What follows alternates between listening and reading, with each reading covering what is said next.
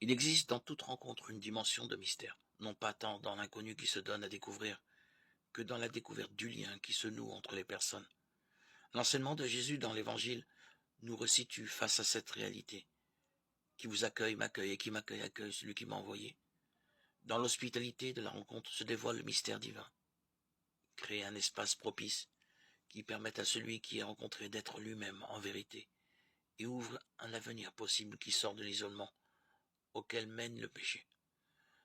Voilà pourquoi, dans toute l'histoire biblique d'Abraham à Cléophas, des chaînes de Mamré au village d'Emmaüs, en passant par la scène de la chambre haute, l'hospitalité devient le creuset de la rencontre de Dieu. L'hospitalité offerte au prophète Élisée ouvre le chemin de la fécondité à la vieille femme de Sunam. Le mystère de la rencontre avec le Père est offert à celui qui aurait accueilli le Seigneur en la personne de son disciple. Cette puissante vertu de l'hospitalité est essentielle à notre vie humaine. C'est par l'authenticité de nos rencontres que nous pourrons accueillir celui qui se fera jamais notre hôte dans le royaume. Même si nous ne savons pas par quelle rencontre il se manifestera, puissions-nous, au cœur de cet été, de cet hiver, des saisons à venir, trouver les occasions de nous accueillir mutuellement pour goûter au cœur de notre humanité le mystère de la divinité.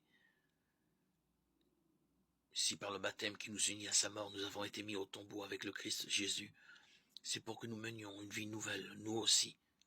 Romains 6, 4.